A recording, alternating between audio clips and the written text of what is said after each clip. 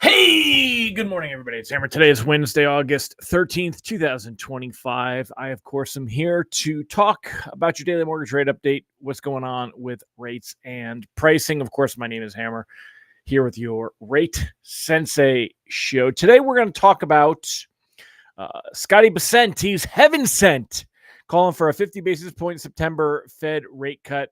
I'll wait till I see his name on there, but I know Siegler was talking about that.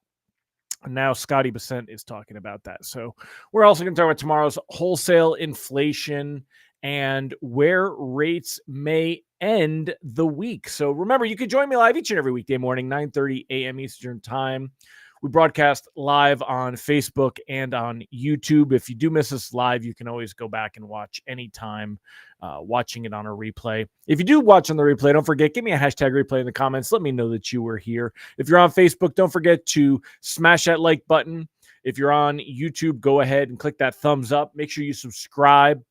Maybe tag an originator friend. Also, appreciate all of your comments. Let me know that you're here this morning. Say good morning and let me know your thoughts on things. I know a lot of you are just kind of listening in, and that's totally cool, but your comments do help with engagement. So appreciate that and appreciate your help. Remember, if you want to be reminded that I'm going live each morning, you can sign up for a reminder at hmmr.io/reminder.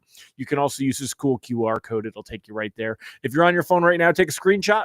Go back to your photos, and that QR code will actually work. And you can sign up. We don't sell your info or use it for any nefarious purpose, but it's just there for you. Also, you can sign up and get our free daily lock advice emails. I write those each and every morning. You can sign up for those at ratelockadvice.com and or use this cool QR code over here. Also, you may be interested in signing up for our text alerts. We do send out text alerts each morning. And then also at the end of the day, each afternoon, kind of gives you an update on where things were at and what they were doing, and help you to protect your pipeline if we see enough movement that we're afraid we're going to see reprices worse, or help you from making a mistake of locking, not realizing that things are improving. So we send you out reprices better as well, or reprice better alerts, if you will. So check those out at ratetextalerts.com as well. So, all right, let's see. Who do we got here this morning? Let's say hi to all the live folks. Appreciate all of you that join me each and every weekday morning. So wonderful to see all of you. Mike Tebow, first one on this morning. Hello, sir. Good to see you. Brandy Brickler, Randy Tico, giddy up. Mike Brown, good morning. Amy Blauser, great to have you here. As Yasmin Martin, Angela Walters, Rob Smith, good to see you. Carmen, I don't remember. Like, I'll mess it up. You told me you phonetically spelled it out for me, and I'll still mess it up. Almendo, right? Come on. Do I get it right? Almendo. Dave Bo, B-O, 2 letters. I can get that one. Allison Foy, good morning. Siegel, we're talking about 50 basis point September cuts today. So this is your neck of the woods. I know that you brought that up a while back, and we'll be going a bit deeper into that today. So be ready to chime in. Also, I love it. This is a rare day, National Filet Mignon Day. I did have a question of the day, but I will table it for what's your favorite cut of steak. Let me go ahead and pop that on the comments here. So for those of you just joining, we're going to be talking about Scotty Bessent calling for a 50 basis point September Fed rate cut, what that means for rates. We're going to talk about tomorrow's wholesale inflation. Yeah, there we go. We're going to talk about tomorrow's wholesale inflation data and where rates may end the week. So question of the day, what's your favorite cut of steak and how do you like it cooked? I am a New York strip guy myself. Won't say no to a good ribeye. Certainly do like myself a filet mignon. But filet mignon is a little soft And I mean, super tender, of course, but um, what's your favorite cut of steak and how do you like it cooked? I'm a medium guy. Medium rare. Medium. It depends on how thick it is. Medium rare is kind of how I am. So that is definitely my thing. So all right, while you guys are talking all about that, and I've gotten distracted. Good morning, Carly. And Mike Morano, you're on record for the 50 bips as well. Yes, let's give Morano credit. Now it's a matter of seeing if that's actually going to happen. So, all right, let's go ahead and get into the good stuff, y'all. Let me just pull up Presentify. There we go. All right. So, taking a look here this morning, you will notice mortgage-backed securities are currently up 20 basis points on the day. That, of course, is a good thing. Let me fly over here. So much to click on. So let's go ahead and first let me zoom in. Nope, gotta refresh. All right, there we go. Okay, so first we'll zoom in. Let's just take a look, and everything in front of this line here, everything to the left of it here. Yesterday, pricing came out. Generally, you're going to see your pricing come out. Oh, you guys aren't seeing the bottom of the screen. Hold on, I gotta make this. There we go. Hold on, we can go a little smaller. There we are. Okay, that's better. So pricing comes out around 10 a.m., generally right about here. And we did see some improvement, as pricing was generally coming out. This is about 11. So things did improve, not enough that we saw reprices better, though. There were generally no reprices better, but we did see some improvement. You could see, we'll go green because this is green. We were right about here. Things kind of did improve on the day. They were up a little bit on the day. We ended the day here. We started, we were 11 basis points and we ended the day around plus 19 basis points. So that was an improvement of about plus 8 bips on the day yesterday for where we were at. So that means you're going to see slightly better pricing this morning. Also, what's of course making a big thing, look at this straight up and down line right here. There was a big move in overnight trading, and we've seen things really just kind of skyrocket since then. So yesterday pricing came out right about here, and today it's all the way up here. So that is quite the difference of about 30 basis points. So you're going to see some significant improvement to rate sheets. 100.29, by the way, if we take a look at 100.29, that was where we were right here on August. I think this was August 6th. Yes. So Wednesday, August 6th, we were right here. And that is right where we're at again this morning. If you take a look at rate sheets the next day after that August 6th, your best, that's when the rate sheets reflected that improvement that came on through the day. We were at 6.55. So yesterday we were at like 6.58. Today, you should see us going, to say 6.55. You should see an improvement in your pricing this morning. Slightly better rate sheets. Now, reprice risk on the day is low. I don't think we have to worry too much about seeing a pullback in bonds this morning. There's a lot of momentum because of what's going on with Becent's comments and what's in the headlines. So I'll be showing you that in a minute. All right. So we'll get to that. The outlook is rate sheets could improve through the week, depending on, first of all, how we get wholesale inflation data tomorrow. So there's really not a lot of articles that I saw about wholesale inflation data. We got consumer inflation data on Tuesday, yesterday. It did show that inflation was a little bit higher, and it is moving higher, but not jumping. And with the tariffs hitting, that was the bigger concern. The question is, what is the wholesale inflation going to show? And is that showing where wholesale prices have gone up, but it hasn't hit retail? And again, it could actually be happening, but yet not be reflecting in the data. I know that sounds whatever, but it is, and it's true. So we've got that going on as far as that. Another thing I want to show you guys this morning before we get too far, let's go over the 10-year Treasury yield. Take a look here at the 10-year Treasury, and you will see that I'm going to circle it in green because it is improving. 4.25. We're at 4.25. And if you take a look, we remember this is yield when we're looking at the 10 years. So you want it to go down, right? And when we look at that here, this was the jobs data. Remember, the 10-year yield was all the way up here and it dropped with the jobs data. And that was Friday the 1st. Since then, it has been creeping its way higher.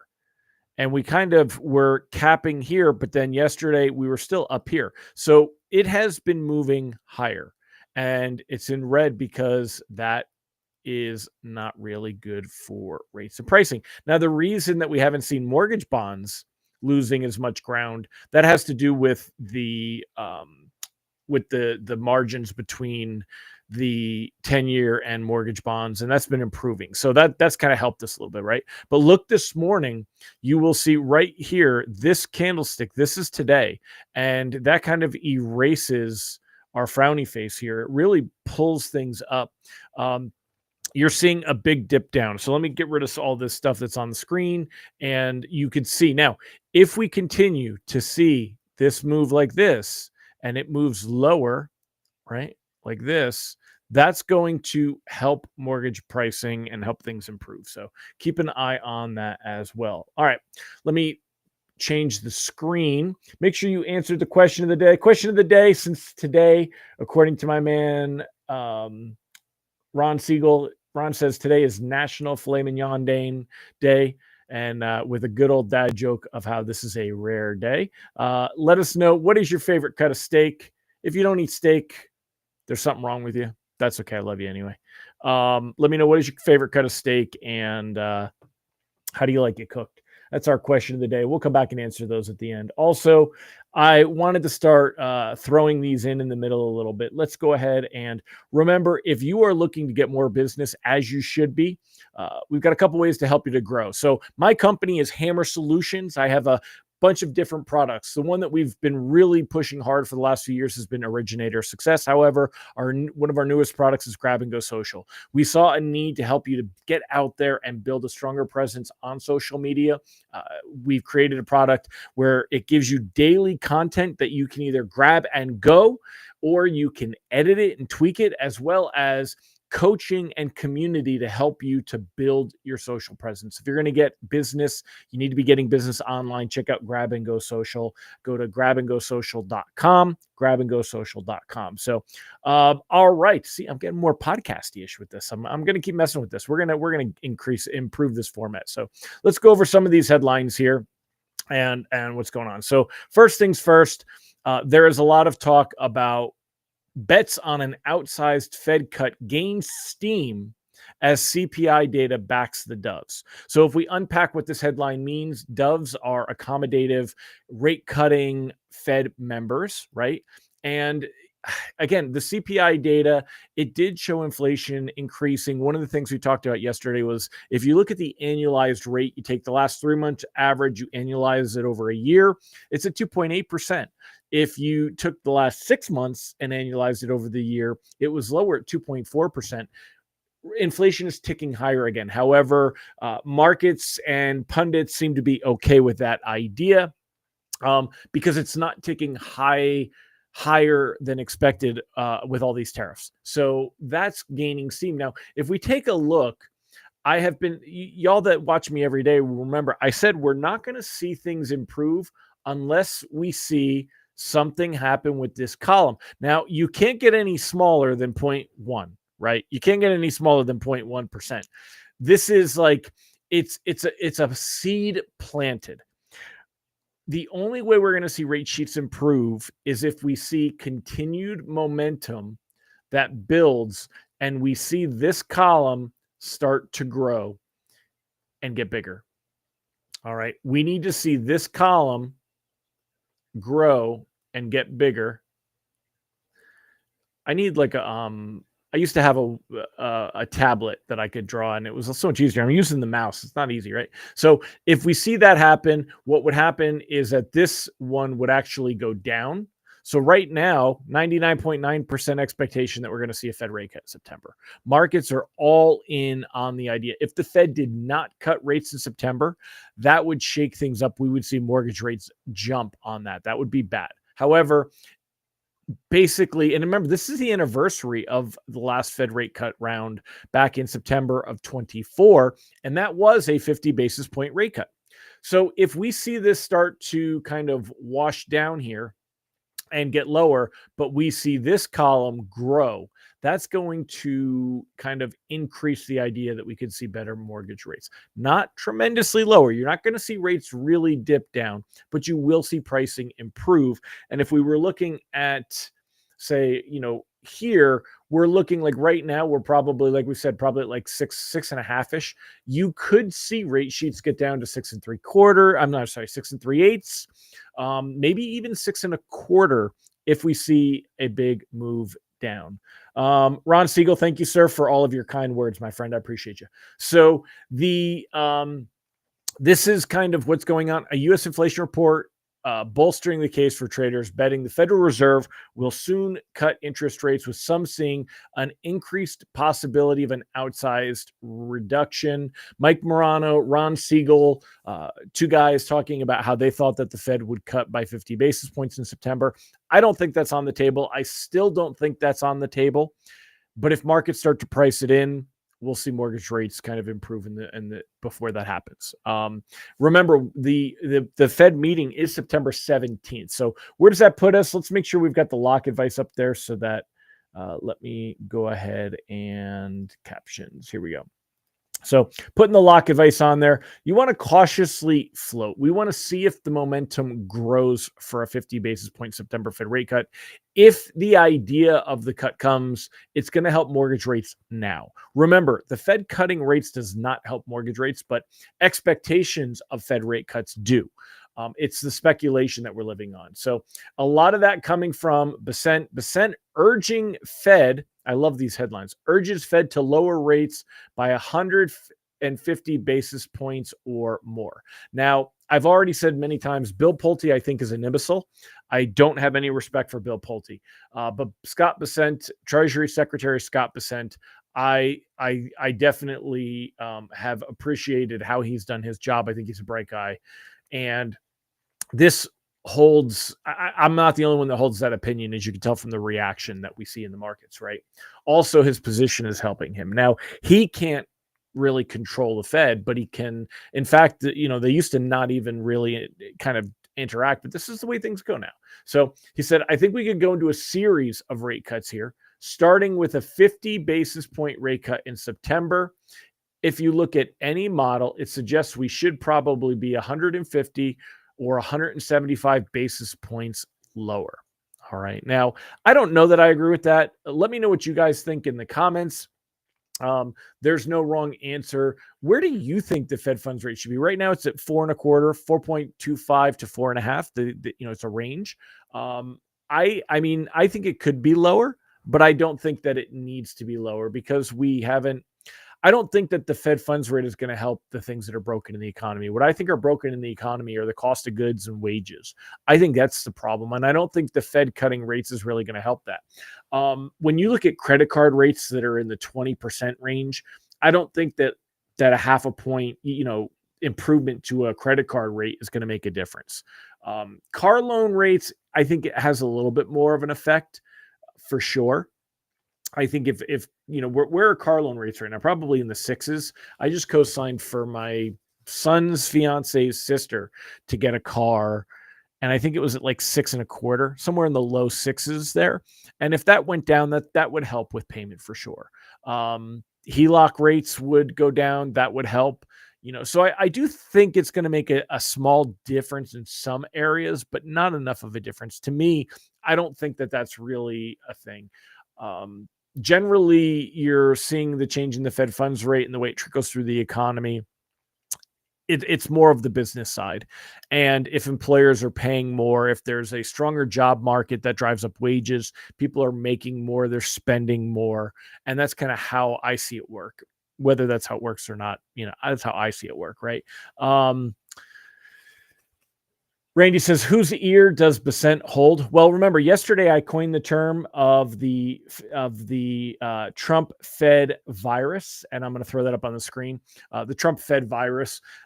you got Mickey Bowman, you got Waller, Chris Waller, and once he gets confirmed, Stephen Moran. Now, Stephen Moran, he probably will not be confirmed before the September meeting, and he is going for a governor position, which is an always voting position. The governors always vote. The presidents take turns voting on the yearly basis. Ron said that he thinks Fed funds rate should be about 1% above inflation, 3.75 to 4.0. So that's a good one. Market commentary along with arts and crafts with the one and only Hammer. I missed that one. But anyway, so yeah, and again, whose ear does Percent hold?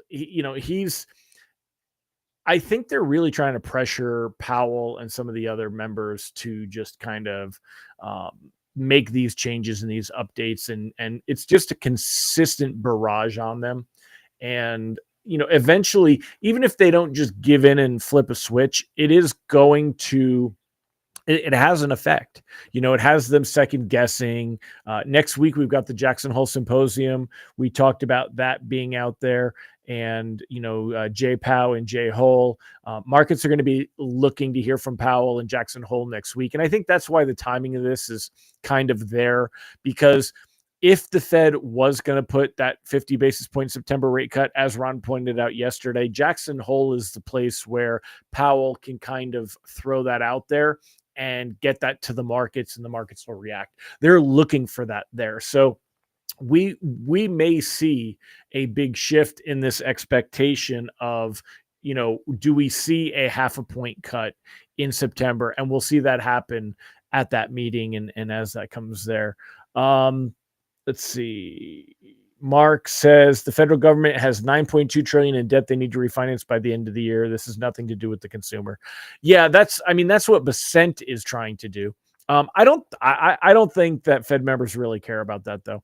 Their mandate is for price stability and maximize employment.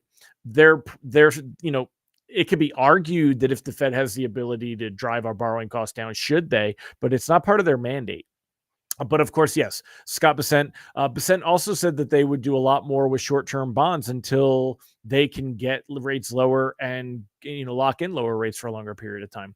Ron says Bessent will get a lot of traction because he makes his comments in a respectful way. I agree. He's not name calling and posting on social. Way more efficient than the way the president does. And I agree. And for those that don't know, without me putting words in Ron's mouth, I've seen Ron support Trump many times. I voted for Trump because I thought Kamala was that much of a train wreck. And, but it doesn't mean that I agree with everything he does. I don't like everything that he does. I certainly don't like that. And I voiced that many, many times. So I'm kind of an enigma though, because it's funny. The people that don't like Trump think that I like Trump too much. And the people that like Trump think I don't like Trump enough. So it's kind of funny. That means I must be doing it right. Anyway, yeah, I think Bessent, this is Scott Bessent.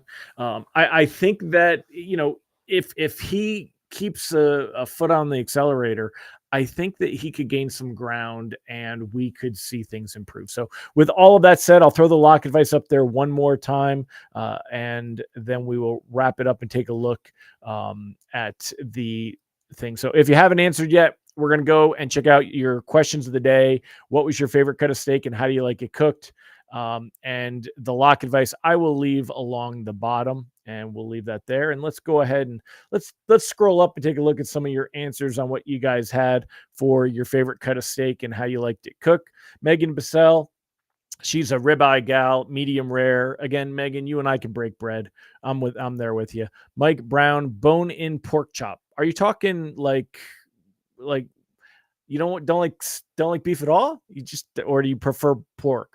I am a New York strip guy, so Rob and I definitely are together on that one. Amber, filet medium or medium well. Yeah, you sound like my wife. Usually fillets are cut thick too, so that they kind of dry out. There's not a lot of fat in a fillet to cook it medium well. But Hey, if that's what you like, girl. Mike Tebow was a ribeye until business stopped. Now burgers, medium rare. Yeah, I feel you, man. I feel you. Ribeye, medium rare with a little blue cheese, garlic butter on top. I do like the butter, not blue cheese on my steak, but I'm with you. I make my wife's with a rosemary butter. Will Patterson, New York strip, rare to medium rare with the blue cheese crust. You and Ron Siegel got the blue cheese going. Bill Stevens and I are going New York strip, prime New York strip. Randy Tico rare. My wife says I like them still mooing. Yeah, I used to eat it a lot more rare. I find I like it medium to medium rare. I want it to break down a little bit. Angela Walters, filet or ribeye, medium. Amy Blauser, filet, medium rare. Or medium. And let's see, I'm just going through other. Amanda, she's going with chicken. I guessing you're not a steak gal then. Allison Foy, filet, medium, rare. Good morning, Jerry Vila. Kelly Hamilton's a ribeye lady. A lot of ribeye. Yeah, ribeye is a good one for sure. And let's see, I'm just kind of scrolling. Who gives the Fed their mandate? The Fed does. The Fed, I believe the Fed's mandate was formed by the Fed. They do answer to Congress. Obviously, there's, biannual testimony in front of Congress. I don't know if their mandate would have to be checked by Congress. I'd have to Google that one. I'm not too sure, but Julia Lawrence, filet, medium well. Jerry Avila's a ribeye guy. Ivan Land's a ribeye. Robert Bashir wants it bone in tomahawk. You like the bone? Yeah, I don't want to deal with the bone. You can have that one. Mike Brown avoids red meat. Carmen, bone in ribeye. Randy, yeah, you see, it has that name for that crust, but I like a nice crust. And then Ivan said, yeah, burgers. Now burgers based on income. So, all right, my friends. Well, thank you again for joining me. I appreciate you. I'll see you tomorrow.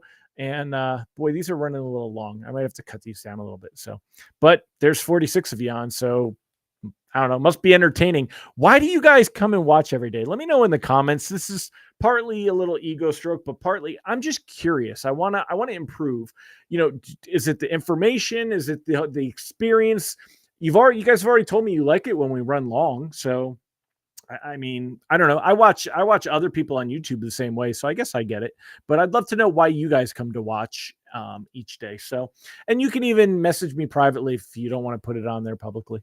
Fed's mandate came from their charter, which was established by Congress, Ron Siegel said. So, all right, y'all, I'm gonna wrap it up. You guys don't forget to answer me. Let me know, why do you watch every day? And I'll see you later. Take care, everybody. Bye-bye.